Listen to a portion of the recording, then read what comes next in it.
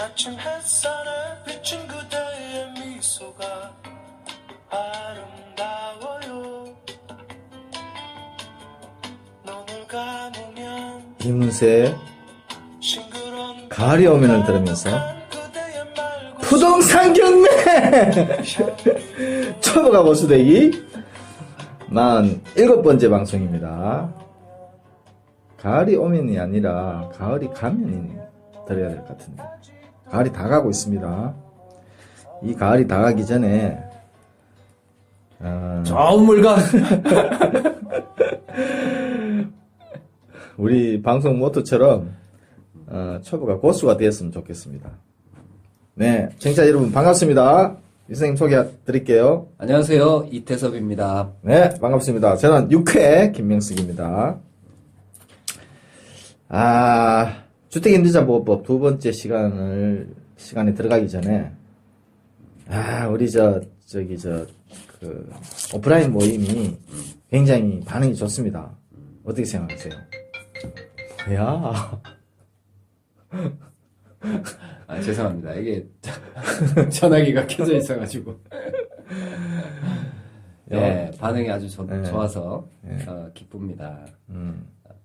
12월 17일 우리가 이제 그 오프라인 모임을 통해서 한번 이제 우리 청취자분들 얼굴도 보고 그다음에 여러 가지 이제 경매 관련한 지식도 좀 전달을 하고 그리고 같이 이제 이런저런 얘기도 나누는 그런 시간을 이제 만들었습니다. 12월 17일 오후 2시. 이 추세대로라면 50명 정도는 참석하지 않을까. 근데 만약에 100명이 모이면 어떡하지? 강의실 있나? 강의실 만들어야죠. 100명을 놓고 강의할 수 있겠어요? 100명 앞에서? 많이 해봤거든요. 예. 하긴 옛날에 한참 잘 나갈 때는 사고시험 픽 때는 400명을 놓고 강의하는 걸 제가 봤습니다. 들어가지 못해가지고 옆방에서 실시간으로 모니터를 보면서 수업을 듣는 학생들도 그랬어요. 제가 현장을 목격한 사람입니다. 400명까지 오면은 400명 앞에서 강의를 해도 401명이 넘어서면 조금 다리가 부들거릴 거다. 개인적으로 이렇게 생각하는데 어떻게 생각하세요? 자, 그날 우리가 즉석에서 질문도 주고받는. 그렇죠. 네. 그래서 형식을 이 파파이스처럼 그렇게 했으면 어떨까? 그것도 괜찮죠. 네. 그러니까 질문과 답변이 가능합니다. 어떤 것이든지. 중간중간에. 아, 강의를 막 하고 있는 중간에 마이크를 앉아있는 사람한테 객석에서 줘놓고, 손을 들면 그 사람이 의문나는 걸 갖다가 바로바로 질문할 수 있도록. 그 법률의 직문직설인데.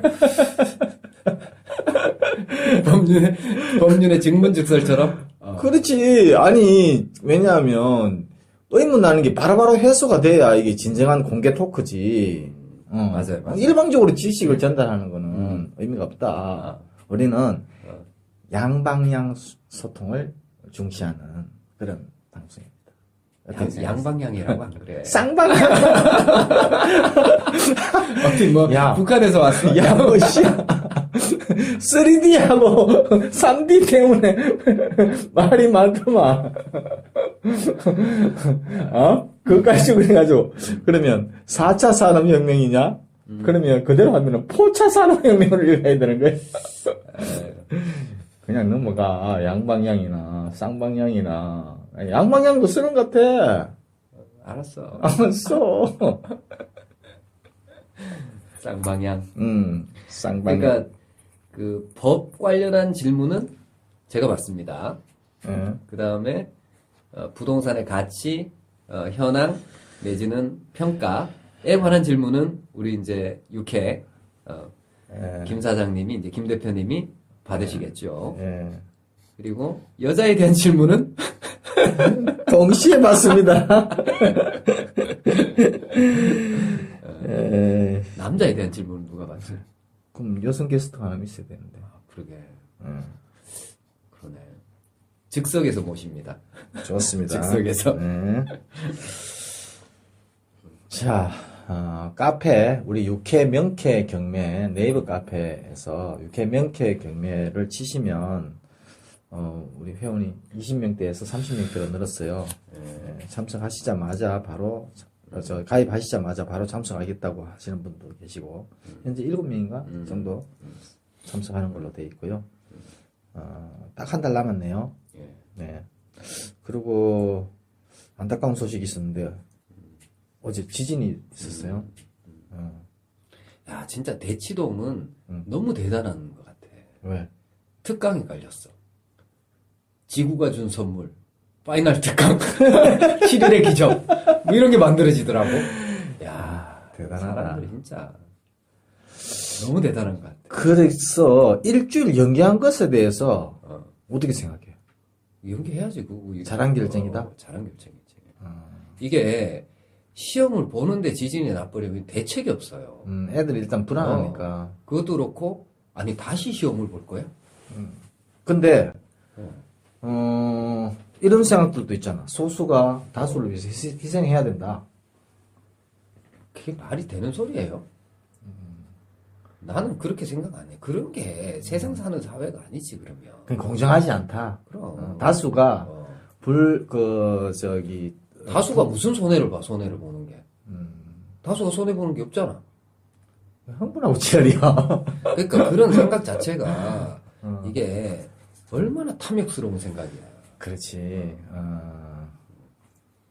사회적인 약자를 배려하는 그런 방향으로 우리 사회가 흘러가고 있다는 것에 대해서 굉장히 이 사회가 바뀌었구나 이런 생각이 드네. 그러니까 이제 약자를 배려하고 뭐 그런 것을 떠나가지고 이게 해결할 수 없는 문제가 온단 말이에요.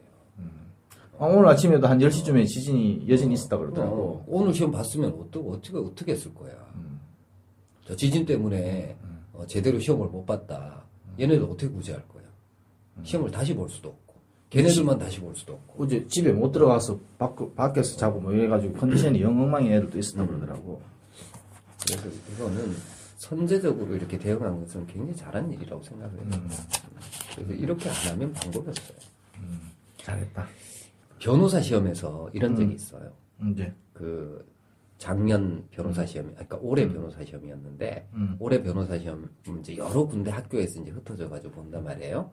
근데 한양대에서 봤을 때 한양대 감독관이 시간을 착각했어. 그래가지고 답안지를 1분을 먼저 거둔 거예요. 1분을. 그럼 OMR 카드에다가 답안을 체크를 할 때 1분이면 한 20문제도 체크를 할 수가 있어요. 근데 애들이 답안지를 뺏겨버린 거예요. 근데 감독관이 실수야. 어떻게 시간을 잘못 봐가지고. 근데 이게 지금 변호사 시험을 보는 사람들의 숫자가 적다 말이에요. 그러니까 유야무야 넘어가 버린 거예요. 매우 불공정하죠. 이거는 해결할 수 없는 문제야. 이미 시험을 봐버렸기 때문에 한양대에서 본 사람들만 다시 볼 수가 없잖아. 그렇다고 전체를 다시 볼 수도 없잖아. 이거 해결할 수 없는 문제가 생겨버린단 말이에요. 그러니까 그때는 한양대에서 봤었던 사람들만 희생되고 말았다고. 이거는 있을 수가 없는 일이에요. 해결이 전혀 불가능한 상황은 아니지. 뭐 어떻게? 걔들한테 전부 다 변호사 자격증을 주는 거야? 쟤네 다 줘버려. 그럼 변호사 자격 제도라는 제도는 어떻게 되고 그 의뢰인들은 또 어떻게 되는 거야? 아, 의뢰인들이 피해를 입네. 실력 없는 놈들이 법조 사회에 들어오게 되면 그렇게 되는 거야? 그런 문제는 또 어떻게 하는 서론이 길었다. 거야? 우리는, 하여튼 12월 17일 그날 여러 청취자분들을 많이 뵙기를 간절히 바랍니다. 주저하지 마시고 일단 얼굴을 뵙고 경매에 대해서 참가할까 말까 경매에 대해서 생각은 있었는데 주저하고 계시는 분들은 우리 강의를 듣고 공개 토크를 듣고 어떤 동력을 얻어서 가는 계기가 됐으면 좋겠고 이 경매를 평생 공부만 하는 사람들도 있어. 입찰하면 참여 안 하고 뭐하러 해. 공부를 했으면 소일거리. 공부가 이게 지식만 안다고 해서, 물론 지식을 공부를 해서 누군가한테 전달해 주는 건 괜찮은데, 이게 입찰을 안 할 것 같으면 전혀 쓸모없는 공부다. 뭐 전혀 쓸모없진 않겠죠. 경매를 당하거나 하면 어떤 요령이나 그런 걸, 배울 수도 있으니까. 그렇지만, 어쨌든, 참여하는 게 중요하다.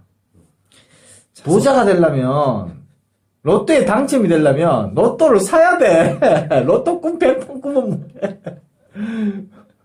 로또가 당첨된 진짜. 사람들의 공통점이. 그치. 로또에 당첨된 사람들의 공통점, 딱 하나. 로또를 샀다. 로또를 샀다. 자, 우리 저번 시간에, 주택임대차보호법 첫 번째 시간 했고요. 개요를 얘기했고, 대항력 얘기하다가 말았죠. 예. 자, 대항력을 지난 시간에 이제 했었던 얘기를 조금 정리를 하면은, 주택임대차보호법상의 대항력 취득 요건이 한 3가지 정도가 있다. 그러니까 주택임대차보호법이 정하고 있는, 주택을 인도받고 주민등록 전입신고를 함으로써 대항력을 취득하는 방법이 첫 번째고, 두 번째는 주택임대차보호법에서 정한 바에 따라서 임차권 등기 명령 신청을 하고 그에 따라서 임차권 등기가 맞춰졌을 때 대항력을 취득할 수 있는 방법이 이제 두 번째 방법이고, 세 번째는 민법이 규정한 바에 따라서 주택임대차 등기를 주택임대인하고 공동으로 신청해서 대항력을 취득하는 방법이 이제 세 번째 방법이에요. 이렇게 3가지 방법이 있는데, 주로는 어떤 방법을 쓰느냐면은 첫 번째 주택을 인도받고 주민등록 전입신고를 함으로써 대항력을 취득하는 이런 방법을 씁니다. 그래서 이제 우리 지난 시간에는 주택을 인도받고 주민등록을 함으로써 대항력을 취득하는 방법에 관해서 이제 얘기를 했어요. 자, 근데 대항력 이제 지난 시간에 했었던 얘기 중에 대항력을 취득하면은 어떤 효과가 생기느냐? 주택의 소유자가 바뀌더라도 임대인의 지위가 새로운 소유자에게 승계되어서 보증금을 면책적으로 주택의 새로운 소유자가 인수하게 된다라는 것을 이제 말씀드렸어요. 이게 이제 대략적인 개요들만 말씀드린 거예요. 자, 이번 시간에는 대항력을 한 번 더 이제 얘기를 좀 할 필요가 있어요. 들어가기 전에 궁금한 게 있는데, 정자를 대신해서. 이 대항력이라는 개념이, 그러면, 선순위 저당권이 있느냐 없느냐하고 상관없이 취득하는 거야? 아니면은, 선순위 저당권이 있을 때는 무의미한 거야? 선순위 저당권이 있냐 없냐 상관없이 취득하는 거예요. 선순위 저당권이 있다 하더라도 대항력의 요건을 갖추면 대항력을 취득하는 겁니다. 다만 이 대항력을 가지고는 선순위 저당권자에게는 주장을 못하는 거예요.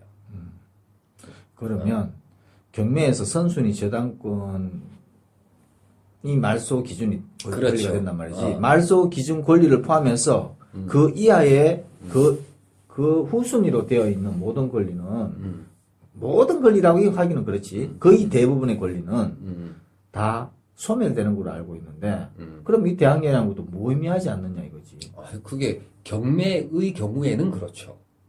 근데 선순위 저당권이 있는 그러한 상태에서 대항력을 취득하고 난 다음에 매매를 통해서 일반 매매를 통해서 소유자가 바뀌어지는 경우도 있을 수 있겠죠.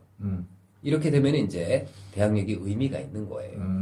경매의 경우에는 말소 기준 권리보다 후순위의 대항력은 경매 절차 매수인에게 주장을 못하게 되겠지만 그건 경매의 특수성 때문에 그런 거고, 그 대항력 일반을 얘기를 할 때는 선순위 권리가 설사 있다 하더라도 대항력은 그대로 인정이 될 수가 있다 이렇게 봐야 됩니다. 그건 이제 조금 이따가 좀 더 자세하게 얘기를 하기로 하고, 자, 대항력의 요건을 우리는 이제 지난 시간에 주택을 인도받는 것, 주택에 관한 점유를 취득하는 것과 그 다음에 그 주택에 주민등록을 갖추는 것, 요 두 가지를 얘기를 했어요. 근데 한 가지가 빠져 있어.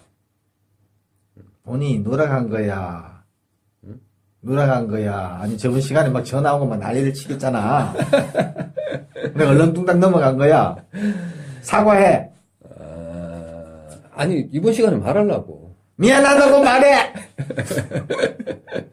옛날에 사귀었던 일본 여자가 뻑 한번 나보고 그랬어. 젊었을 때 사귀었던 여자가. 미안하다고 말해! 이렇게 얘기했어.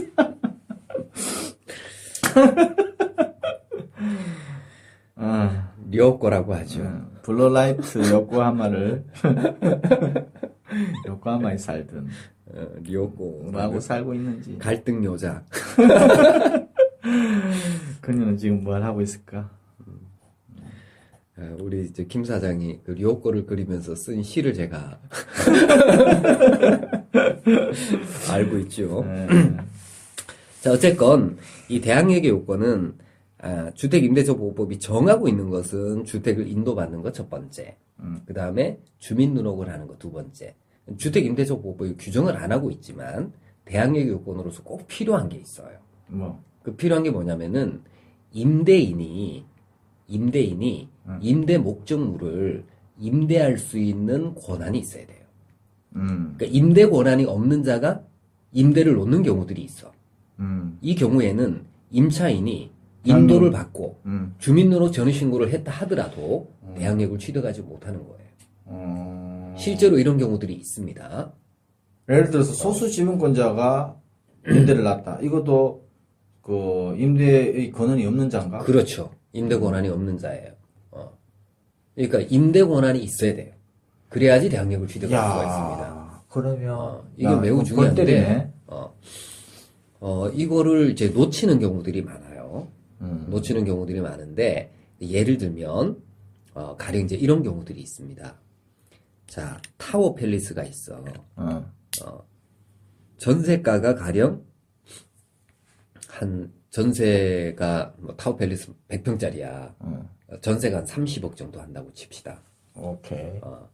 근데 이걸 월세로 사는 사람이 있어.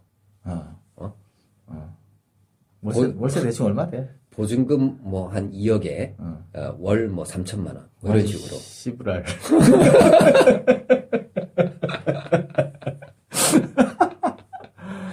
그렇게 사는 사람이 있어요.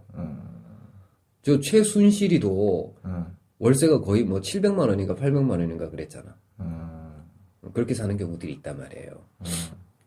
자, 타워 팰리스에 보증금 1억에 월 2천만 원으로 사는 사람이 있어. 월세 산 거야. 그래서 이 사람이 월세로 딱 들어가고 집주인 행세를 하는 거지. 그래서 인터넷에 네이버 같은 데다가 집주인이 직접 세를 놓습니다. 라고 해서 임대를 놓는 거야.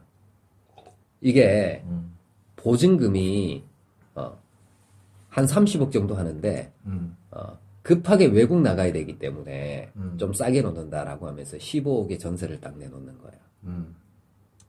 그러면은 와, 타워팰리스에서 한번 살아보자라고 하는 사람 중에 시가의 절반 가격으로 임대가 나온 게 있으면 땡길까 안 땡길까? 땡기는 땡기지. 사람 있겠지. 뭐 땡기지. 있다고 치자고. 그래가지고 이제 딱 오는 거지. 그럼 자기가 그럼 주인의 주민등록증하고 다 위조를 해야 되는데 그게 가능해? 자기 주민등록증을 보여주는 거야. 이게 자기 주민등록증 보여주고, 그 다음에, 그러니까 그러니까 거기에 이제 주택 소유자의 주민등록 번호 같은 것이 있으니까, 그러니까 예를 들어 신분증을 주민등록증 말고 다른 어떤 증 같은 걸로 이렇게 위조를 할 수가 있어요. 그러니까 사기 치려면 위조 충분히 할 수 있지. 그래서 위조를 딱 하는 거야. 그래서 임대차 계약을 딱 쓰는 거지. 그리고 보증금 15억을 딱 받는 거예요. 받고 그리고는 이사까지 다 들어오게 하는 거지. 그리고 이 사람은 그때까지는 월세를 계속 주는 거야. 그리고 보증금 딱 받아가지고 나르는 거지. 2억 투자하고 10억을 땡기는 거야. 자, 그럼 이제 원래 집주인은 월세가 안 들어오니까 무슨 일인가 싶어가지고 와본단 말이야. 임차인하고 연락도 안 되고 하니까 와본 엉뚱한 사람이 살고 있어. 자, 이 사람한테 여기 내가 임대차 놓은 적이 없다. 당신 나가세요. 라고 하면 어떻게 될까? 이때 임차권의 대항력 의미가 있어요, 없어요? 의미가 없다는 거예요. 그래서 이렇게 이제 사기당하는 경우도 있습니다. 그래서 임대인에게는 임대 권한이 있어야 그래야지 주택 임차권의 대항력을 취득할 수가 있다라는 겁니다. 자, 그래서 이제 대항력의 요건은 세 가지를 나누어 가지고 정리를 해야 돼요. 첫 번째, 임대인에게 임대 권한이 있을 것. 두 번째, 임차인이 주택을 인도받았을 것, 점유를 취득했을 것.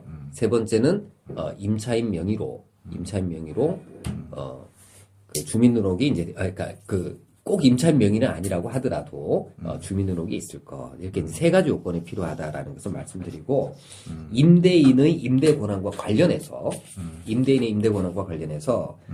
자, 임대인이 주택의 소유자라면은 임대 권한이 당연히 있겠죠. 근데 만약에 임대인이 주택의 소유자이기는 하지만 공유자일 때 어떻게 할 거냐는 거예요. 공유자일 때는 아까 전에 그 그렇죠. 소수 지분권자도 그 임대 권한이 없다고 얘기했잖아. 공유물의 관리에 관한 사항은 지분의 과반수로서 결정이 되기 때문에 과반수 지분권자가 동의를 해줘야 돼요. 과반수 지분권자가 동의를 해줘야지만 임대 권한을 확보할 수가 있다. 자, 그리고 소수 지분권자가 임대를 놨다면 그러면 대체로는 그러니까 그 과반수 지분권자로부터의 동의를 얻었는지를 반드시 확인을 해야 된다. 그 점을 이제 꼭 숙지를 하셔야 되고요.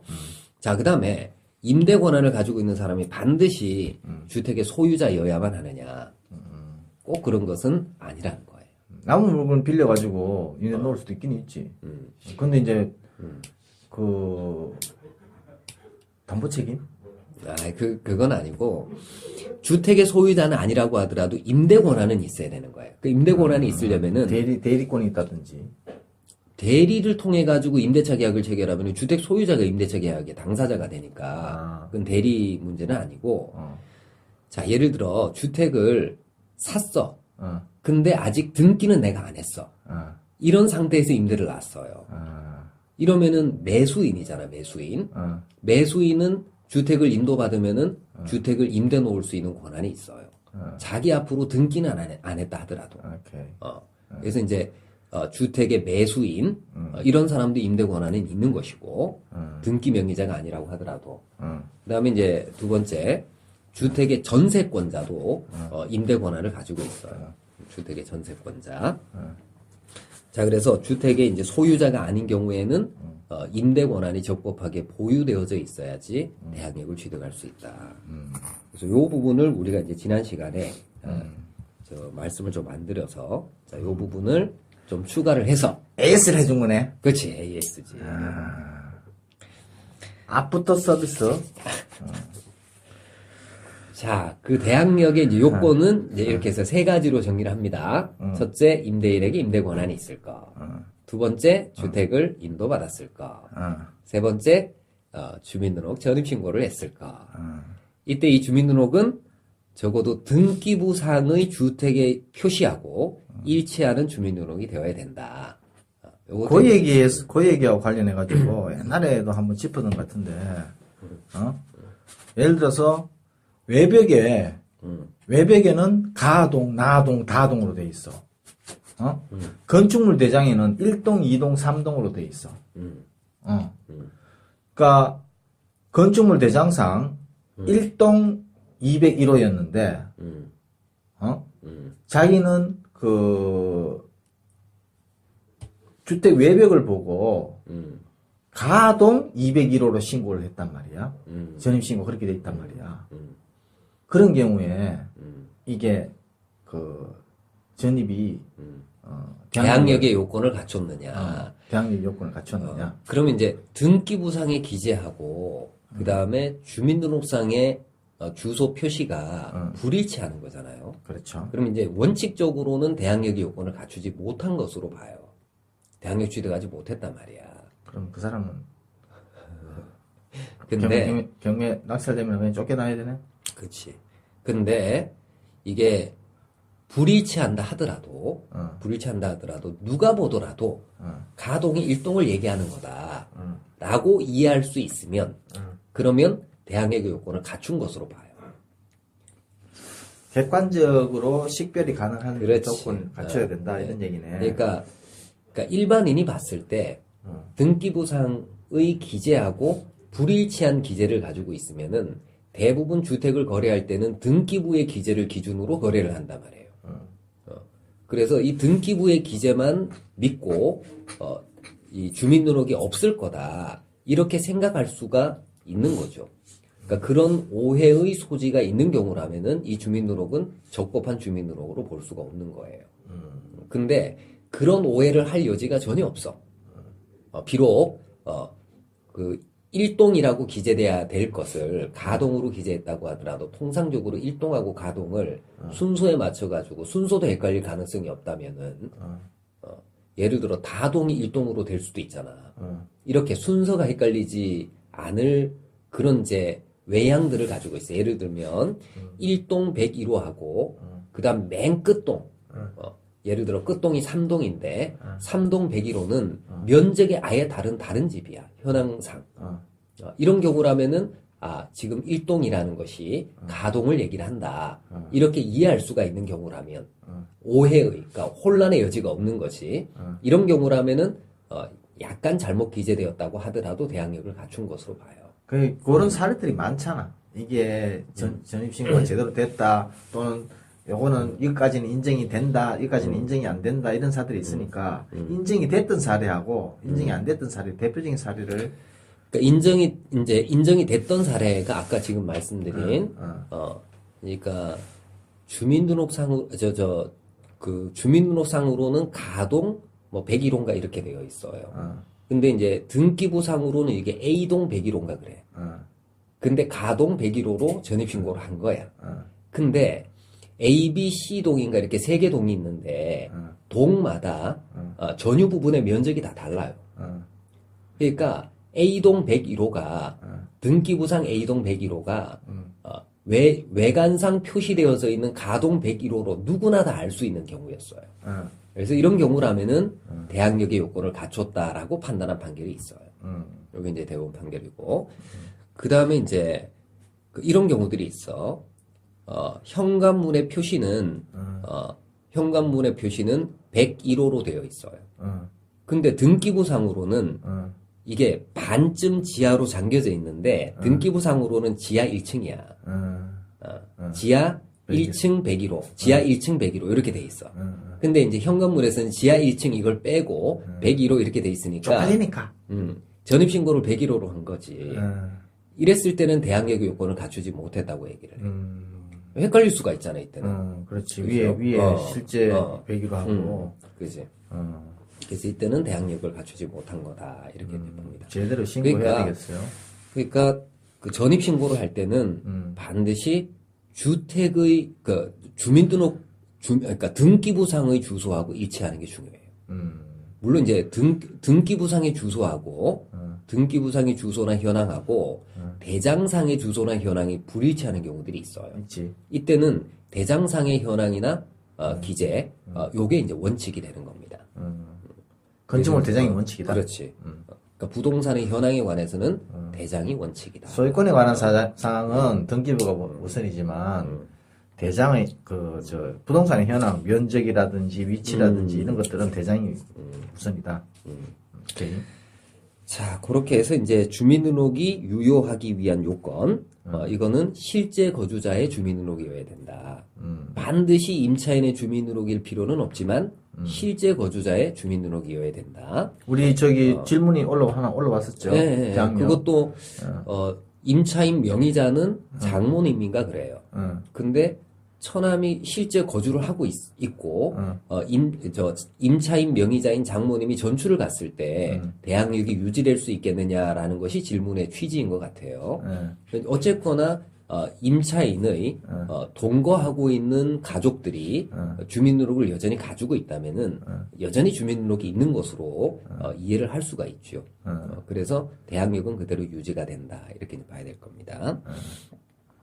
그래서 실제 거주자의 주민등록이 있어야 되고 그 다음에 등기부상에 기재하고 일치되는 주민등록이 있어야 된다. 그 다음에 이제 주민등록이 일치하는지 아닌지는 어느 때를 기준으로 따지느냐 하면은 전입신고 당시를 기준으로 따집니다. 전입신고 당시.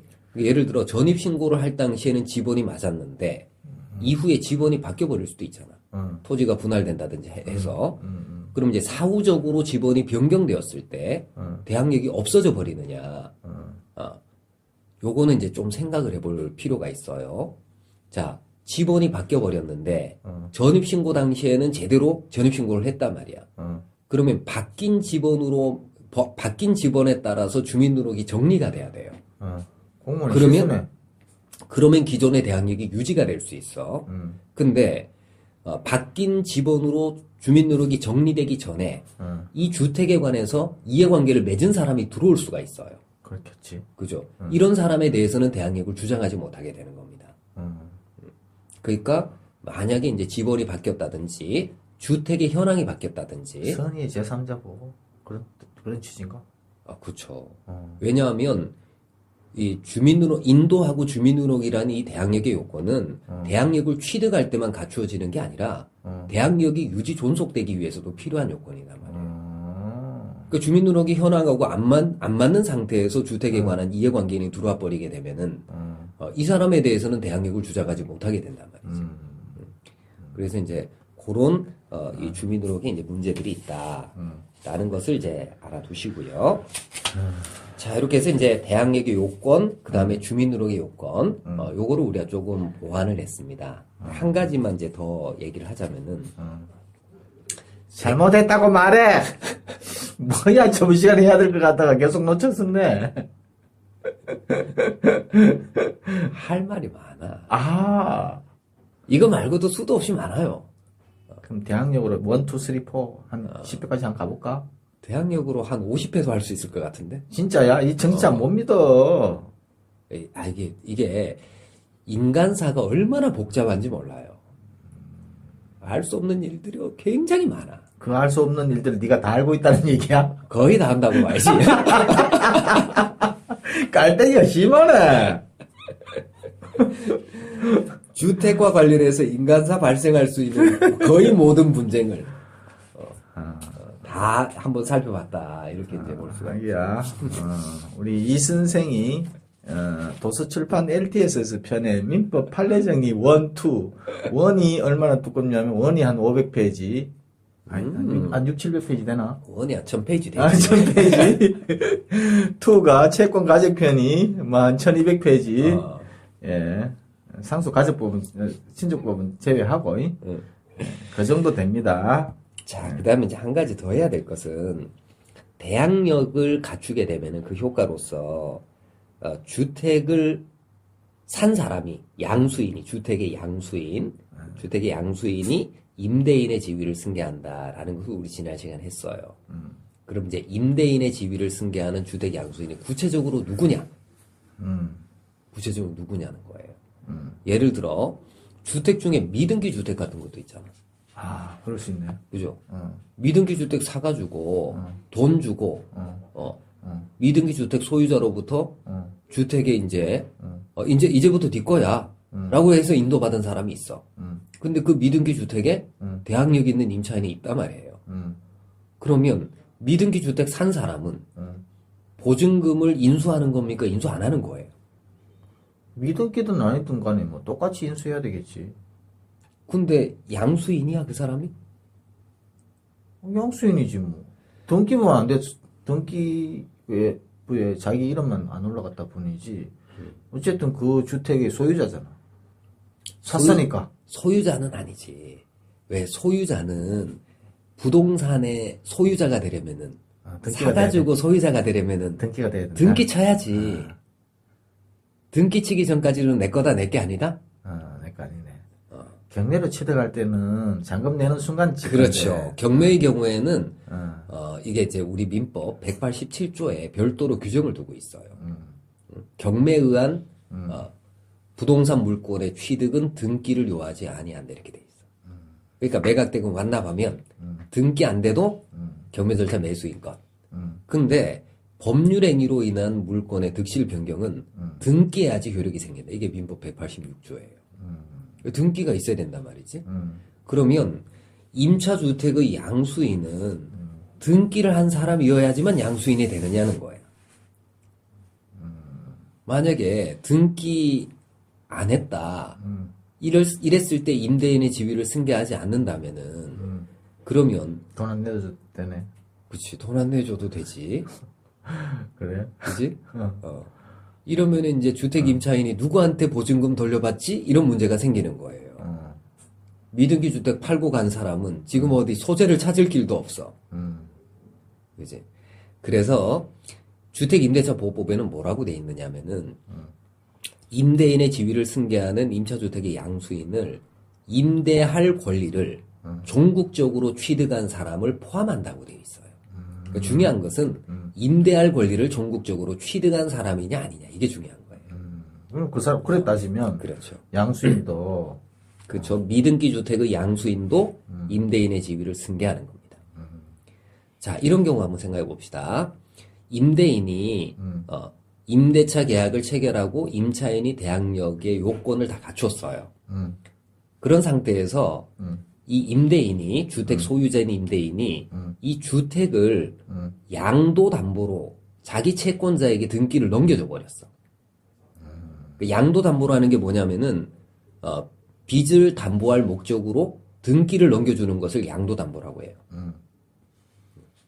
그러니까 임대인의 채권자한테 담보 목적으로 등기를 넘겨준 거야.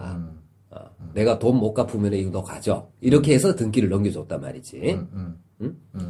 자, 그런 동안에 임대차가 종료되었어요.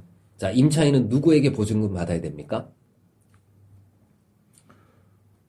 등기를 가져간 사람이 결국은 임대의 아까 얘기했던 임대의 권리를 승계한 거잖아. 이 사람은 주택의 등기를 가져왔기는 했지만 어떤 목적으로 가져왔어요? 빚 갚을 목적으로. 채권 담보 목적으로 가져왔지 주택을 쓰겠다는 목적으로 가져온 것은 아니잖아. 그죠? 그러니까 임대할 권리는 그때도 여전히 누가 가지고 있냐면은 담보 목적으로 주택의 등기를 넘겨준 사람, 원래 임대인. 그렇게 되는 거야. 이 사람이 가지고 있는 거예요. 그러니까 양도담보권자는 임대인의 지위를 승계하는 사람이 아니라는 겁니다. 그러니까 중요한 것은 그러면 잠깐 우리는 이게 경매방송이니까 일반 매매에서는 그렇고 그 사이에 경매가 넘어갔다. 제3자가 낙찰을 받았다. 이거 어떻게 되는 거야? 그러니까 담보 목적으로 채권자에게 넘어가 있는 등기가 경매를 통해 가지고 넘어왔단 말이에요. 그 채권자의 다시 또 다른 채권자가 그렇지. 강제 경매를 넣었단 말이야. 그럼 경매상의 낙찰자는 선의 제3자? 그렇죠. 대외적으로는 양도담보권자가 소유자가 돼. 그렇지. 양도담보 제공자하고 사이에서는 양도담보 제공자가 소유자지만 제3자에 대해서는 양도담보권자가 소유자단 말이야. 등기 명의자가. 근데 이게 경매로 넘어갔으면은 경매상의 낙찰자는 기본적으로 담보 목적으로 취득하는 게 아니잖아, 이 사람은. 완전히 임대할 권리까지 포함해가지고 취득하는 사람이기 때문에 임대인의 지위를 이때는 승계할 수밖에 없어요. 그때는. 근데 만약에 이럴 수도 있겠네.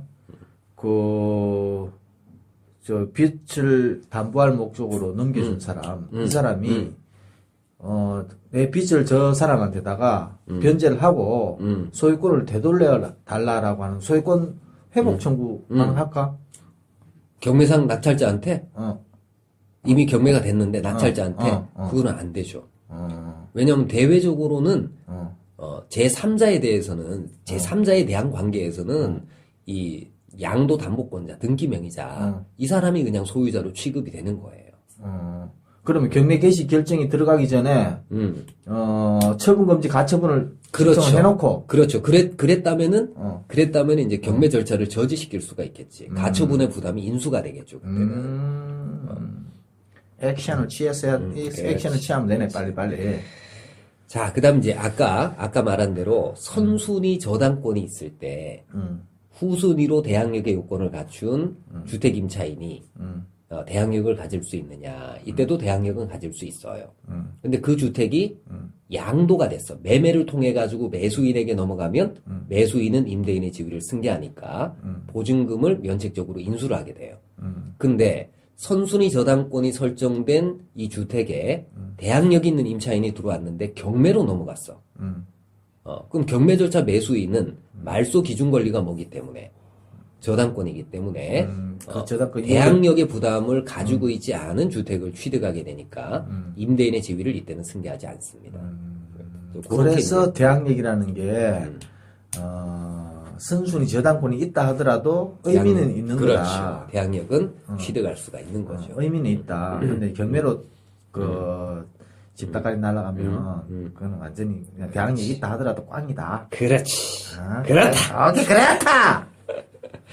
자, 이렇게 해서 이제 대항력의 효과, 또 일부 이제 보완을 했습니다. 이렇게 해서 이제 우리가 대항력 부분을 조금 보완을 해서 이렇게 이제 우리 방송을 하고 우리 다음 시간에는 뭐야? 우선 변제권 안 해? 우선 변제권은 다음 시간에 해야 돼. 지금 벌써 시간이 40분? 우리 40분. 보통 1시간씩 했는데. 원래 우리 오늘 40분 하려고 했잖아. 대항력의 AS? 대항력 AS. 오케이, AS. 우리 카페 얘기 좀 더 할까? 카페 해야지. 지금 우리 방송실에 손님들이 너무 많이 찾아오고 있어가지고 중간에 2명이나 왔어요. 2명이나 와가지고 앉아가지고 얘기하려고 했는데, 앉았다가 금방 나가버렸네.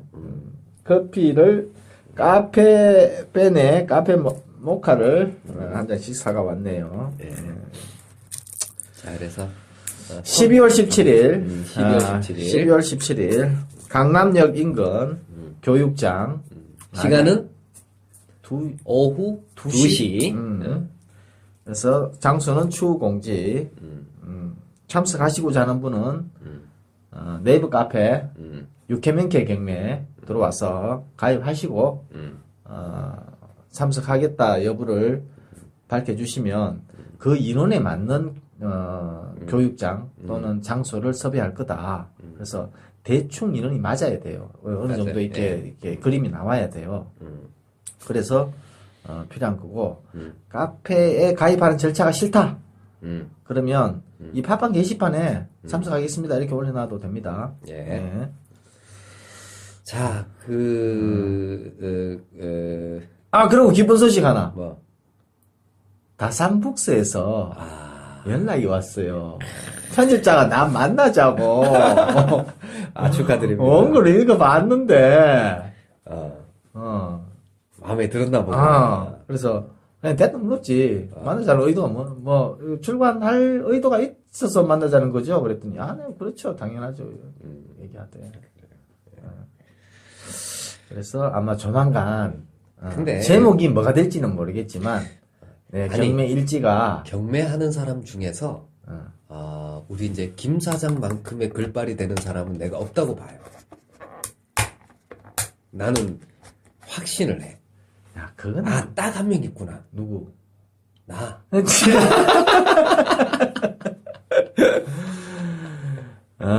그럼 깔때기 한 번 더 해줘야지. 제가 낸 소설책, 2010년도에 한 권, 2013년도에 한 권 냈어요. 네이버에서 로마네 꽁띠 검색하시면, 로마네 꽁띠하고 김명석하고 같이 해서 검색하시면 제 소설책이 나올 거고요. 2013년도에 펴낸 두 번째 소설집, 스티브 미치고 그리고 나. 요거도 검색하시면 있습니다.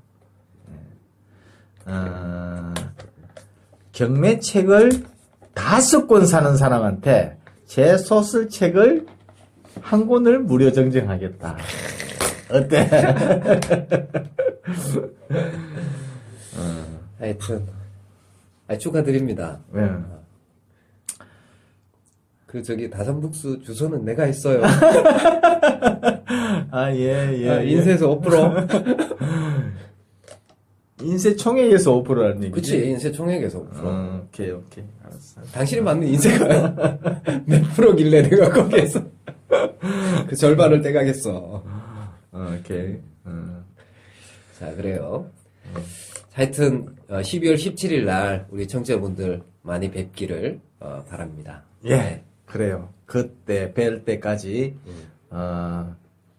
우리는 더 많이 연구하고 실전 사례들을 연구해서 경매에 보탬이 되는 오로지 청취자를 위한 방송, 꾸밈이 없는 방송, 편집이 없는 방송, 패물이 없는 방송, 산무 방송. 네, 여기서 마치는 걸로 하겠습니다. 네. 선생님 수고하셨고요. 네, 수고하셨습니다. 네.